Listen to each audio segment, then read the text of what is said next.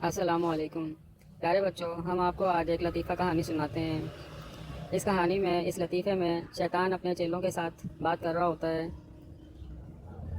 शैतान अपने चेलों से बात कर रहा है। सुने क्या बात हो रही है। हाँ भाई, टल्लू मल्लू लल्लू, क्या हाल है तुम तीनों का, कैसे हो? टल्लू बोलता है, मैं ठीक हूँ। हाँ बताओ, क्या करा तुमने, क्या कारकर्दगी है तुम्हारी? मैं ठीक हूँ। मैंने आपके कहने पर लोगों को लड़ाया, लोगों में झगड़ा कराया, लोगों को एक दूसरे से लड़वा दिया। अच्छा, वेरी गुड, बहुत अच्छा काम किया तुमने। हाँ भाई, लल्लू, तुम भी बताओ, तुमने क्या करा है? अरे, मैंने तो बहुत अच्छा काम करा है। मैंने तो मौलवियों को आपस में लड़ा दिया। अच्छा, तूने क्या काम करा, जरा बता, अपनी रिपोर्ट तो दे जरा मुझे। मैंने उनको लड़ाया है, मौलवियों को ही आपस में लड़ा दिया।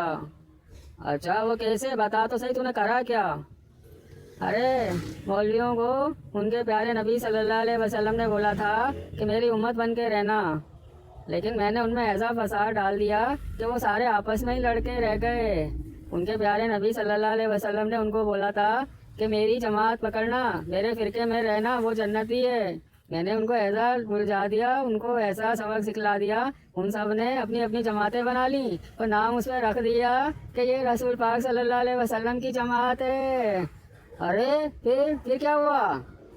फिर वो सारे आपस में लड़ गए, सब एक दूसरे को काफर बोलने लग गए। उन्होंने अल्लाह के हुक्म को भी छोड़ दिया, जिसमें अल्लाह ताला ने उनको बोला है कि तफरके में नहीं पड़ो। फिर वो सारे काफर काफर हो गए। अब वो सारे एक दूसरे को काफर काफर बोलते हैं और रसूल पाक सल्लल्लाहु अलैहि वसल्लम की जमात का तो नाम ही भूल गए कि वो जमात कौन सी है।